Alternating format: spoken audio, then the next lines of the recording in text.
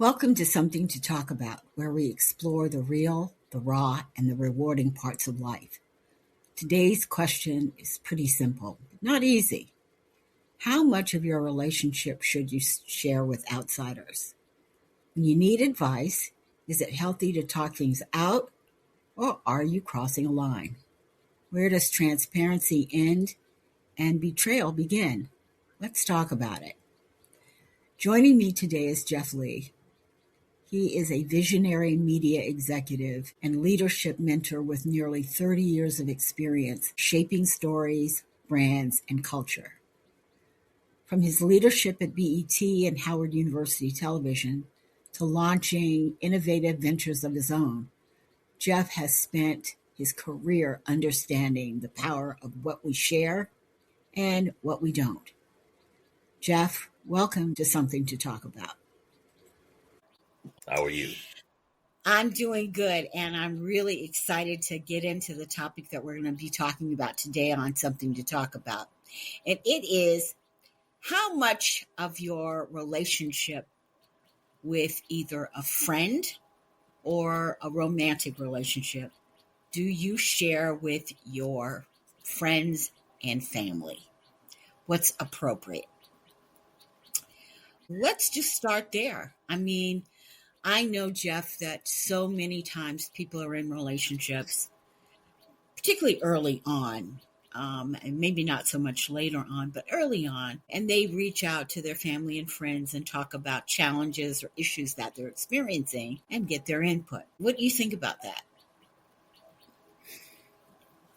Well, the amount of information disclosed about a relationship is strictly dependent on what type of relationship it is that you're in, and also what kind of relationship you have with the person or persons that you're talking to about the relationship. If you're in a one-on-one personal relationship with someone and you have a good friend and you want to talk to that friend about your one-on-one relationship, um, that really depends on how good a friend that person is.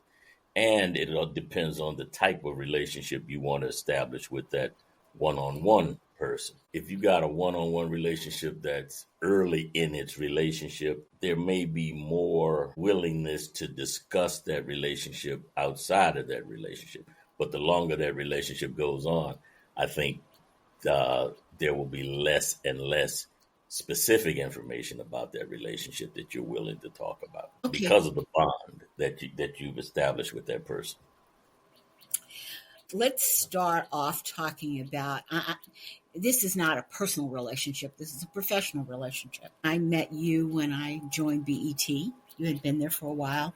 I was brand new. The role that I was in, I needed to find out how things work there. And I needed to learn about working with Bob. I was very comfortable talking with you after we developed our relationship, to getting some advice from you about what methods would work, how to move through that relationship, how to try to establish my own relationship with him. And I was totally comfortable about that. I don't know that I would have been comfortable having that dialogue with anyone else there. I had not yet established a close enough relationship with the other people who reported to him to feel comfortable asking their advice about it. If there were really challenges that existed, I don't know if I would have even felt comfortable talking to you about that. Not early on, anyway. I don't know that I would have felt comfortable doing that, because that can go left quickly and it could be devastating for somebody's career. And not necessarily because you or whoever I was talking to was deliberately trying to sabotage my career or my relationship with him. I think that people, even well-meaning, well-intentioned people, can sometimes overshare and put their own interpretation of what was said. And I personally don't like relying on somebody else to carry my water. I mean, that's one of the things that you advised me of really early. You said, listen, carry your own water. You got something to say, you say it. Because you can couch it in the way you want to. You can make sure if there's confusion about what you mean, you can address that in the moment, as opposed to somebody else representing you. Mm-hmm. Still feel Yeah. that same way? Well, I think in a professional situation, relationship, the situation you're talking about, I think you did something that was very important in our relationship as it initiated and developed through our time at BET. You made some calculations and evaluations, whether you knew it or not, but you did. Your thing was very personal with the relationship. Where can I get the most help in the beginning? Not what could you do for me or anybody else. Where could you get the most help so that long term you could be helpful to somebody else? And I think what you did was you made a determination of my relationship with Bob. Everything went through Bob, and you answered to Bob directly at that time. So, who had the kind of relationship with Bob that you thought could be helpful to you? And whether that was your overt calculation, I believe that was your, you know, intent, Subconscious calculation. subconscious, yeah, subconsciously. And so when you made the decision that I had a relationship with Bob that you felt was could be beneficial to you, that's when our relationship started to jail, because if you remember, it took you forever to get a meeting with me. Oh, I Forget the do. relationship, but I do forget a remember. relationship. We're talking about trying to get a meeting because I was not looking for you. There's a whole backstory of where your position came from in the company, but I was not looking for that. But you were looking for what we were just talking about. How can and who can I speak to that has a relationship with Bob that could be beneficial to me? And so you identified me as the person who had that kind of relationship. And so, and then in turn, my thing was not to be overbearing with you in terms of this is who Bob is, because Bob is many people and was many people at that time, depending on who he was talking to. And so, what I would do with you is to, establish a relationship of trust first. Can I trust her? Because I did have a relationship with Bob, and it was built off of trust. And now you want to come in and to some extent tap into that trust. So then I had to say, and these aren't kind of sit down calculations. These are instantaneous things. I think they grow over time. But I say, well, can I trust her? And then we went on from there. And the things that you did and the things that you said led to me being able to trust you. So as we went on and the issues of me being able to impart to you who Bob was and how Bob worked were based on the trust that you and I had developed.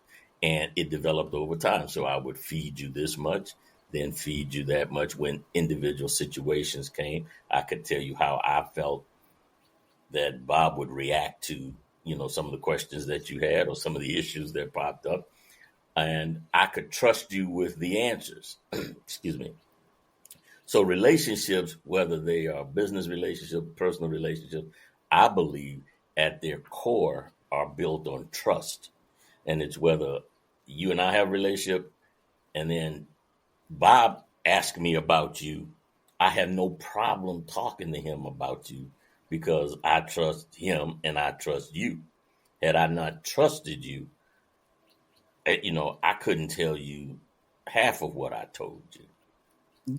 It's interesting that you would mention that, because moving away from the professional setting to the personal setting, you meet somebody, you start dating someone, you're learning them, they're learning you, and oftentimes the people that you're going to get guidance and advice, they don't know that person either.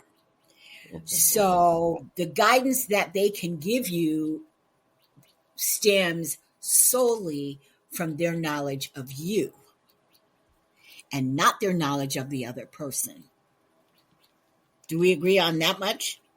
No, say that one again. I'm Okay. trying to figure out Okay. which way the trust is going. I call you about a lot of topics.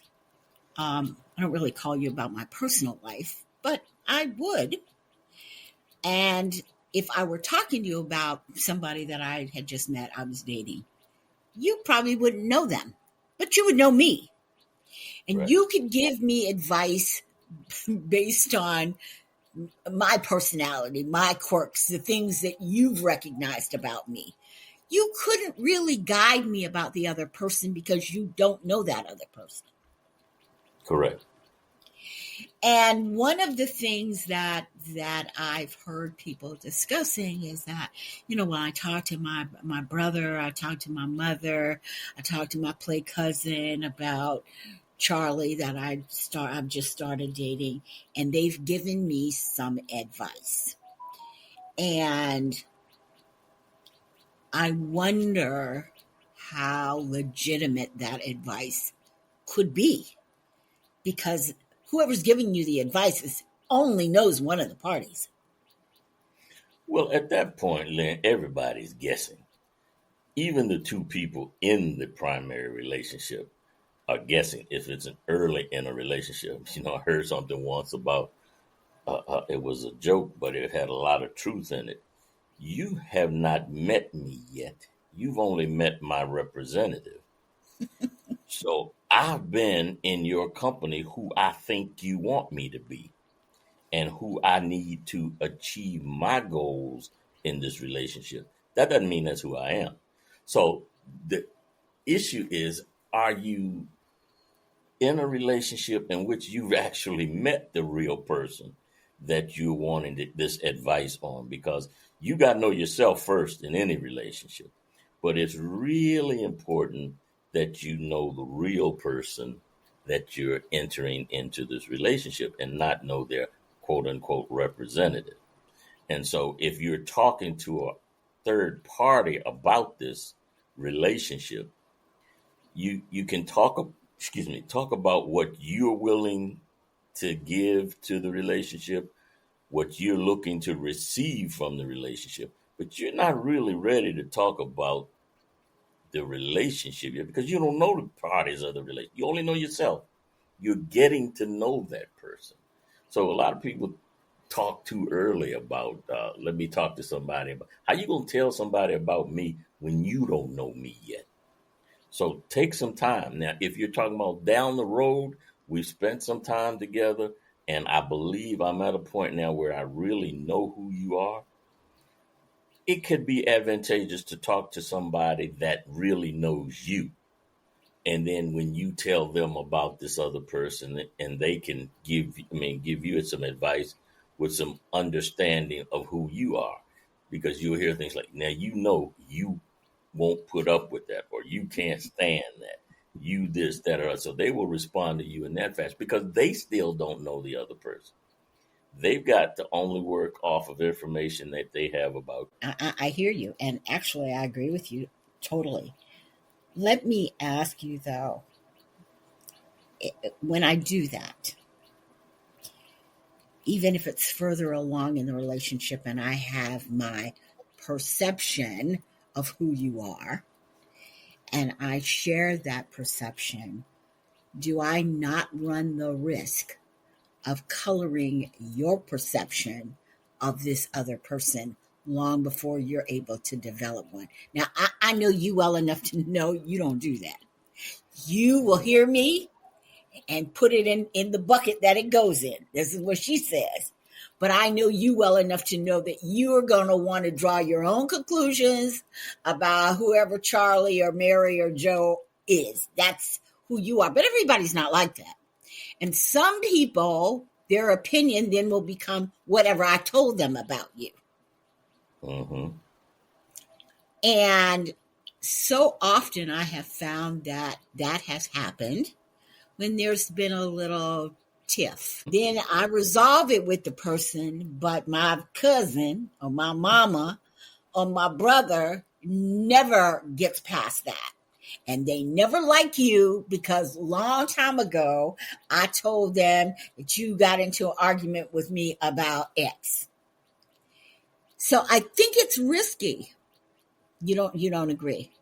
No, I agree. I just think it is obvious. They don't know all the information, and you didn't give them all the information, whether you thought you did or not.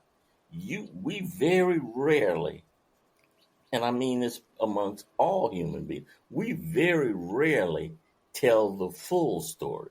We tell the story the way we perceive it to be from our perspective, not the other person's perspective. So you and the person in a relationship, an incident happens, you explain the incident from your perspective. Now you go and talk to somebody else. You're only giving them your perspective. You're not giving them the other person's perspective. But what happened when you resolved that issue between you and that other person, you were able to take their perspective into account and your perspective, and y'all came to a resolution. Yet, Mama and them still only got your perspective. They It's never true. heard the other person's perspective. They still mad 20 years later. Well, because they only heard your perspective. They didn't hear the other person's perspective. They don't know what you did or you didn't do because you didn't tell them. So you're saying that the challenge isn't the fact that you discussed it with them, it's the fact that you gave them limited perspective. Absolutely. Because most people Okay, want to be honest with you, but they can only be honest with you and truthful with you based on what you tell them. that's true. That's true. Yes. So at the core, truth is a main issue in relationship, either in primary or secondary relationships. There's got to be a commitment to truth. You always tend to be very cerebral, which is why I like to go to you. I'm not going to get a whole lot of emotion. I'm going to get facts though, and tons of facts, and very clear about how you see things. I don't know that your approach is very common. I think it's probably very rare, which is one of the reasons why I love to call you. I mean, I know if you don't like it, you're not going to spare my feelings. You're just going to tell me. That's it. Deal with it as you feel, but you call me for the facts, I'm giving you the facts as I see them. I don't think most people are like that. I know that you say you believe that most people are going to be honest with you, and while I don't think that their intention is being dishonest, but I do think that there are often times where they will couch their truth in a way that they feel you can digest it. Hmm. And sometimes, in order for you to digest it, it's not the whole truth, it's a partial truth. I know professionally there were a number of instances where you might call me in and ask my opinion about something. Well, what do you think if I do X? And there were times when I would say, absolutely not, it would be a disaster. And I think, though, that we had established a rapport where I could do that with you and you not take it as I'm telling you that you're stupid or crazy. You would ask me, why did I say it? I would give you my facts and you would mull it over. But again, that's how you process, and that is not how everybody processes. And many people, when I would say things like that, they would be offended personally because the perception is you're my friend, and so you're never going to say anything to me that's going to be um, Well, in a professional environment, Lynn, I mean, a situation like that, there are multiple sort of caveats that are in play on one side or the other that are not put onto the table with both parties. It's just like, let's take the example you talked about. If I brought you something, an issue, and asked you, what did you think? I could be asking you that for multiple reasons. One, because I'm looking for validation of my position. I want somebody to agree with me because somebody else has already disagreed with me And now I have no real option about what I have to do, but I just still want somebody else to agree with me. So it wasn't that may have been looking for direction. I may have been just looking for validation. Whether I got validation or not, it wasn't personal because the issue itself was already resolved before I asked the question. I was just asking you your professional opinion and see if it was can I validate my professional opinion with that? Or it could be, I really don't know what to do and I respect you enough to ask your opinion. It's like I run into situation today. I don't ask my grandkids what they think I should do. I don't respect their opinion. I expect the fact that they have an opinion, but in this particular incident, I know they don't have the training or the expertise to give me an opinion that could be valid. So there's other things. So if somebody asks your opinion, they're not necessary, and you give them. See, I wouldn't respond to you based on whether I thought my answer is going to hurt your feelings or not. Like you read me very well. It's like I'm not. You come ask me a question, and I'm saying, well, if I tell her the truth, it might hurt her feelings. That ain't me. Um, unfortunately, in some senses. That ain't me. I'm gonna try to give it to you straight, no chaser. Now I'm gonna give it to you in the best possible way, but making you feel good about the answer or about me is not the top priority. Giving you the best answer that you can use is what my motivation is. We'll drop in and out of best buds from time to time on a professional relationship. And, that'll happen. Something will happen and we disagree, or you hurt my feelings or I hurt your feelings. But, 3 months from now, we back to doing what we do. So my thing has always been to give the best advice or opinion that I think can be helpful to the person, whether or not it may damage our relationship or not, because that leads to a whole nother level of discernment about the relationship. What was the relationship based on? It's like I said earlier, if a foundation of a relationship is trust, there ain't a whole lot you can say to me that makes me feel bad about you if I trust you. That's true. Yeah, I may not like the advice you give me, but it ain't personal. But Jeff, come on now. You and I both know that you are an anomaly and not the run of the mill scenario. I think most people don't operate that way. I agree 100%, Lynn, and my life is a testament to that because That's true. because I run into those people who have those different responses than I did, and other people who see it from the periphery go, "Damn, you were kind of harsh, weren't you?" And I'm like, "You have no clue about what the relationship is, or in some instance was." But but that's where it comes into play. Where, like I said, if you only know my representative and you don't know me, then you'll ask me questions that you gonna get your feelings hurt with sometime. But if you know me, you know the intent is not to hurt your feelings. The intent is to give you the best information that can be useful to you. It's interesting that you say if you know my representative, then you don't know me. I think one of the reasons that you are one of the people that I go to when I have a question about a wide array of things is Hmm. because I never met a representative of you. Even early on, you do no chaser from the beginning. Now you may not give as much information, but what they get is legitimately you. They may not like it, and I Hmm. know in our beginning it was I don't like this guy. I don't like this guy, and this guy ain't trying to be helpful to me. So we gonna have to figure it out. I felt that you were just deliberately ignoring me. I could never get in to see you. But but even then, you were unapologetically you. You don't have to like me, but you're gonna have to work with me because most of the people who work here work for me.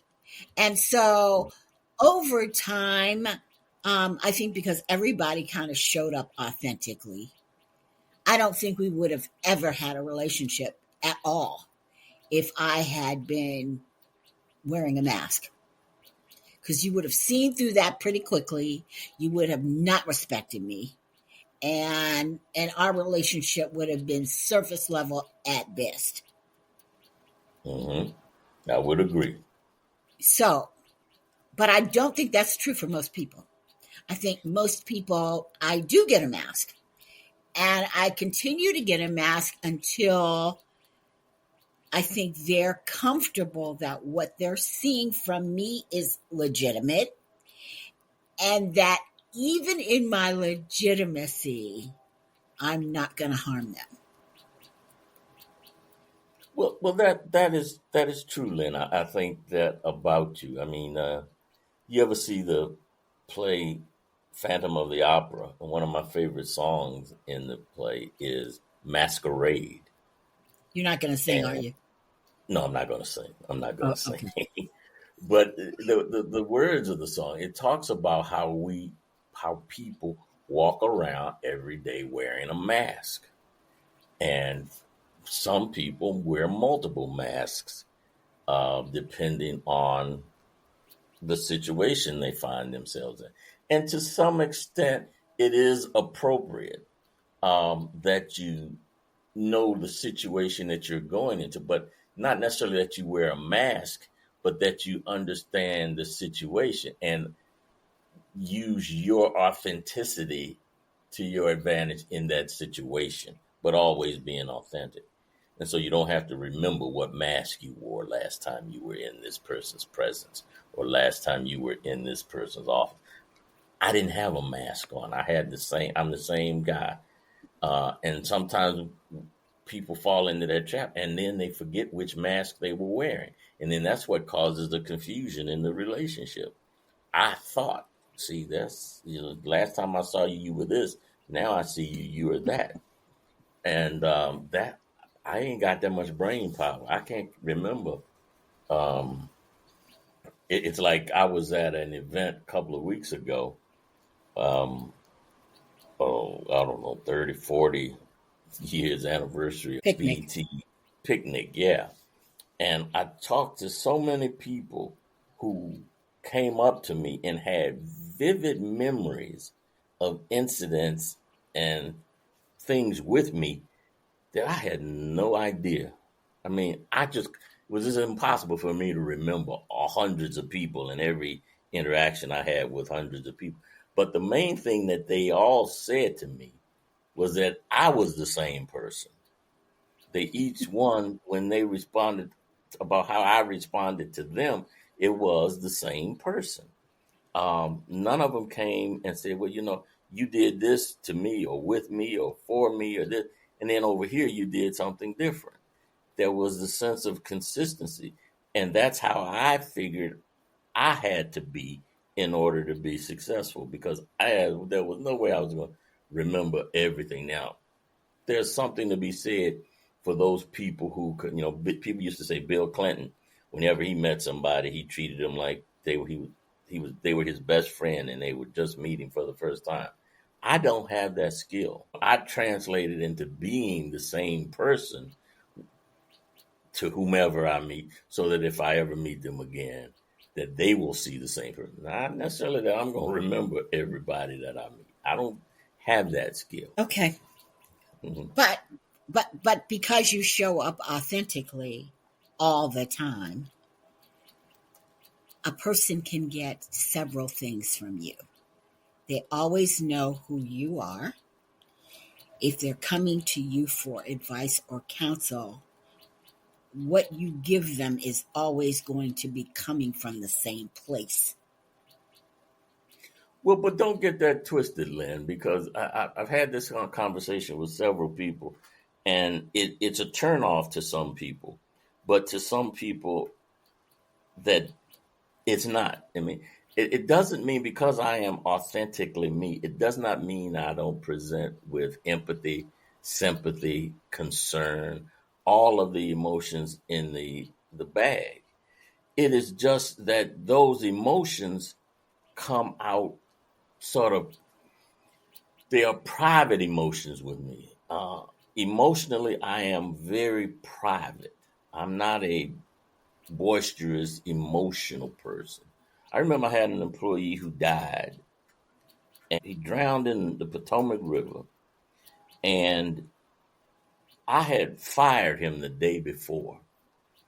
Prior to firing him, I had made provisions for him to go to rehab because of a drug problem. I had taken my time after work to go to sessions at this in-house rehab place where he was, where I would sit and talk with him and his counselor and so forth and so on. Did all these things and given him multiple chances. And I had my relationship with him that was private from my professional relationship with him. And then it came to the point where I had to release him in my professional relationship. But in my private relationship with him, there was all of the things of empathy, sympathy, concern, and everything else that goes with that. But I remember talking to somebody afterwards, and they were telling me how cruel I was for firing him. And then, especially when he passed away, and the next day when they found him in the river. So I'm not necessarily in the relationship business for third parties. I'm in the relationship business as a one-on-one kind of relationship. And I remember so vividly that his mother called me and said that he had no insurance. Since I had fired him, he had no life insurance, and she could not bury him. And I made provisions for his life insurance to be reinstated so that he, in fact, did have life insurance and his mother could bury him. I had one lady say to me at the picnic, she said, "When I worked for you, I hated you." she said, "I Gosh. hated you." and she said, "And you did something for me, to me, or whatever, however she said, but in retrospect, it was the best thing that ever happened to me." So I rejoice in that kind of conversation as opposed to winning the day. I would much rather win the long run, win the long run than win the sprint, so to speak, No, I hear you. in a relationship. I often found myself in similar situations in my role of HR because I might like people personally, and we might go to happy hour or go to lunch occasionally. But then if they needed to be terminated, I had to sit in on that and be objective.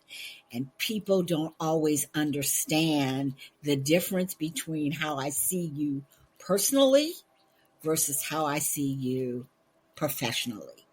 And I think that that's part of what I was trying to get to when we began this conversation. I'm always mindful that when folks talk about third party situations, things get translated in ways that are not necessarily intended to be misleading, but people represent themselves in the best possible light most of the time. And it's only very few people who will tell you that they really messed up. They said some things they shouldn't have said, and then this was the reaction. I think usually people try to couch their faux pas a little more gently than that, and not show up quite so no chaser. Yeah, And yeah. and, and it's it was interesting to me talking about BET. One of the guys at BET, who is going to be a guest on one of these shows down the road, Leroy Latimer. I had not talked to him in decades. And when I called and I asked him, he was like, "I'm not surprised that you're doing podcasting." And I said, I mentioned that I was working with you. And he said, "You're kind of a mini Jeff." And I said, "Why would you say that? I don't think I'm a mini Jeff at all." He said, "Because you're a straight no chaser person too." But I think I always was that. I think I was that. That's why I think in many instances we connected, because when you saw that I didn't have a mask on, you laughed and you were like, okay, she's going to show up and be her regardless. And I think you respect that. But some people do not. They would prefer that you show up with whatever mask they think is appropriate for you to have on display when you talk to them. Right. And for folks like me, I don't know how to do that well. I'm not sure which mask I'm supposed to pull out, and I'm not sure I got it on straight. And then what if I pull out a different mask the next time I see you, and then I don't know how to translate that. So I just try to show up and be myself. But I do think that oftentimes when people are going to other people and seeking counsel, they will represent themselves in the most favorable light they can and not lie about it. Well, I don't think it's about, well, some do lie, but I don't think the impetus is whether or not they're lying or not. Human beings are designed for relationship. We need, I'm not going to say we need to have relationships. And sometimes language and even truth can damage a relationship from one side or the other. And so even when you're a straight no chaser, there are times when you value the relationship not more than the truth, but as much as the truth. And it forces you to participate in that relationship in a different way. It's like I can say things to you and I know you know me, so you won't misinterpret what I'm saying. But there are other people that I have relationships with as well. Not the same kind of relationship that I have with you.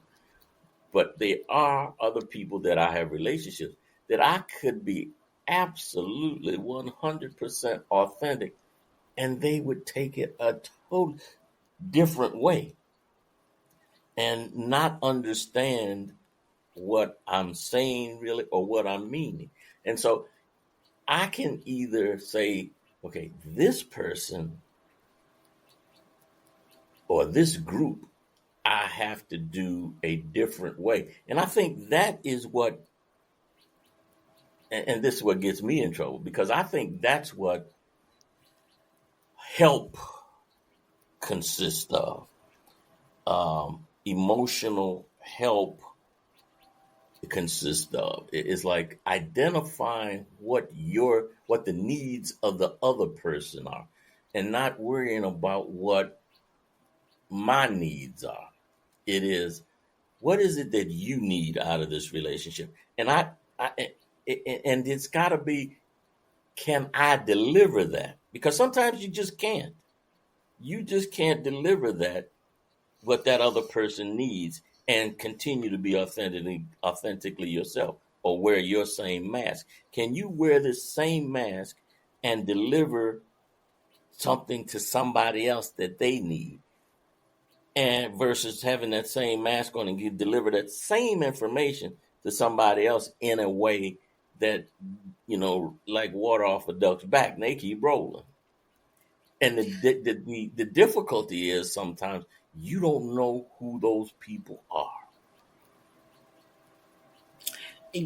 Yes, I agree with you because I was, as you were talking, I was thinking about a situation or a series of situations that you and I have talked about where you are working with people whose knowledge and understanding is not at the same level as yours. And they may be in a senior position to you. You may work for them. And so you have to go into those situations with the focus on what it is you need to get out of that engagement, but trying to understand how you have to position that conversation so that they can hear you and not react to you. Mm-hmm. Mm-hmm. I know you know what I'm talking about. I mean, there are times when you report to people who have their own insecurities, their own issues. And even when you're being careful and try to be mindful of giving them your truth in a way that they can digest it, it's a misstep. It's a mishit. It's intimidating for them. They feel like you're way out of line, like you're talking to them like you're their equal. It could be a whole.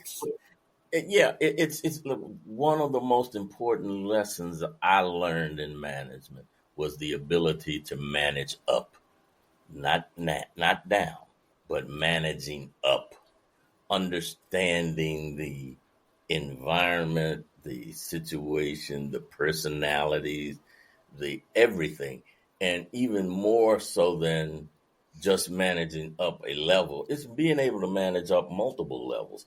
Is who does this person respond to, and how does this person respond to that person can help you in responding to that person, because especially in a matrix organization, everybody got a boss somewhere. Right. Everybody answers to somebody.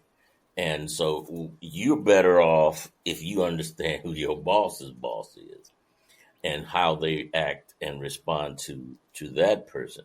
But it just in the general human nature, we all want to be loved. We all want to feel loved. We all um, want to feel that other people respect and respond to us. But I believe that we have a responsibility in that desire. I think that we have a responsibility to put ourselves or place ourselves in a situation to receive all of those accolades and emotions. Don't just, it's the old issue of just because you can fog a mirror doesn't mean you're alive. It's just like you got a responsibility on this end of this thing too, just like I do in a relationship. So we both have responsibilities. Uh, you know, Nobody wants to be in a relationship with a rock, and I think that's where the thing comes in. The rock doesn't have to change. The rock's gonna be the rock, gonna be the rock, gonna be the rock, all day, every day, every day.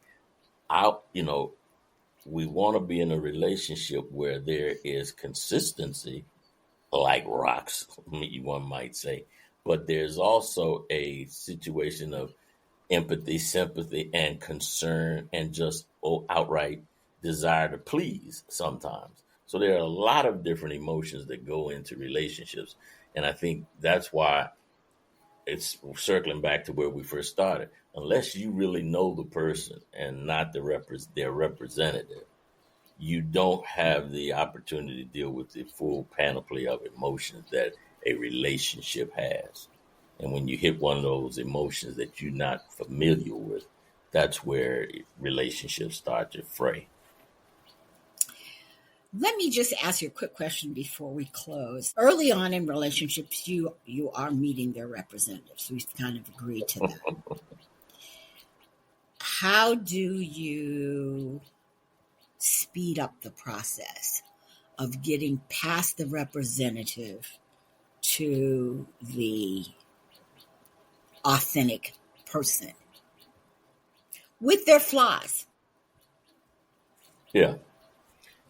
Um, The old adage of everything old is new again, I think, has a lot to say for it. I mean, let's say in a one-on-one relationship, man and woman relationship, let's say for me, what was very important was to meet her mother. And we can all laugh if we want to. I mean, I think which one of the insurance companies have a commercial on TV right now where they're talking about how to keep from becoming your parent. And this has Right. been a thing, the thing that's been around for ages. Everybody talk about talk about what they never do, and then end up doing it when they become a parent. That's true, and it's the same thing that happens in terms of you want to know what your girlfriend or your fiance gonna be in 30 years. Look at her mother. That's a big sort of test for you or Indicator. example indicator for you. Hmm. If a mama can't cook, she ain't gonna be able to cook. So don't be talking about you hungry. You knew you was gonna be hungry when you married When because you met her mama, huh? you met a mama. You knew she wasn't gonna cook. I Oh mean, my goodness. and a lot of things like that, we tend to close our eyes to and think these individuals we in these relationships just landed from Mars somewhere. No, they were influenced just like everybody else. So when you're early in the relationship, you tend not to want to see those things. You got blinders on. It's like in a horse race. You see some horses wear blinders and some don't. The ones that wear blinders are because the trainers and the jockey knew that he couldn't run straight because he looking all over the place. He He can't looking at focus. everything. He can't focus. Put some blinders on that horse. He run like the wind. But when we first get in a relationship, we're not wearing blinders. We out here Um, doing got everything working. So as we narrow our focus and we narrow our choices, we should come into the blinders, but the blinders are longer and not wide, allow us to see longer and not wider. So if I'm putting on the blinders as I go through this relationship, and I have a relationship with her mother, a relationship with her father, a relationship, with her friends, and so not just in terms of surface relationship, find deeper information there. That allow you to make a better choice in relationship. You will not just meet their representative because their parents or so forth. These people are way past their representative. they've helped mold and shape who they They are. help mold and shape. The person themselves may be pushing back. I'll never do what my mother did. I'll never do what my father did. Okay. All you got to do is live. Just wait. It's just Baby, wait. just wait. That's all you got to do is just wait. And so, as far as the relationship, and then like I said, if we don't have the blinders on, and we out here playing the field, we can't run. We ain't gonna get to the finish line because there's too many good-looking things out here for us, Too and many distractions for that mayor, huh? I mean, for too that many filly or whatever it distractions. is. Too many distractions. So put some blinders on. And I also think, I mean, I know in my case, I don't usually wear blinders, but what I will often do is separate my real reality with what I want a situation to be. I never will forget I was dating somebody and I got to know his family and I love them. I mean, his mother called me her daughter. And she said to me, I guess I had been dating him for 4 or 5 months. And she said to me, I told him not to date you anymore. And I was shocked. I was like, I thought you liked me. She said, I do. Actually, I love you and I wish you were my daughter. but you are way too sophisticated for my son. He is never going to get to a place where that's going to work long term. She said, right now, you're still fascinated by him. He's cute, and you Mm-hmm. guys go out and you have fun. But down the road, you're going to drop him like a hot potato, and he's going to be heartbroken. And I will have known that this was coming, and I would not have protected him. And I thought, how could she say something like that? But down the road, she was right. And I didn't want her to be right. So I chose to ignore what she said to me, which is why I like to have people in my life like you who are just going to force me to look at the truth. And Mm-hmm. sometimes I don't want to. I'm like, I don't. That's right. That's right. We want to believe what we believe is What the happened? truth and it's right, but it ain't always like it seems. It ain't always like it seems. But always talk to your mama though, because what's that song from Trinidad? Your daddy ain't your daddy, but your daddy don't know. I appreciate you making yourself available for this because these are topics that I think people don't talk about enough. And if they do talk about them, they don't have the access to kind of my go-to person, which is you. I wear you out sometimes, but I don't really care because I'm gonna go where I need to go to get the best information I can get. And I felt like I wanted to be able to share you with the world. Um, they don't have access to you like I do, and I think that there are going to be a number of other topics that I'm going to want to bring you in to talk about. Hopefully, if we can make this thing continue to work, you'll be available. Thank you very much for sharing your sage advice and your wisdom with the listeners of Something to Talk About. Well, thank you so much for thinking of me and allowing me to spend some time with you to talk about some things that I'm interested in as well. I mean, the opportunity to talk with people who think about subjects differently than you do allows both parties to grow.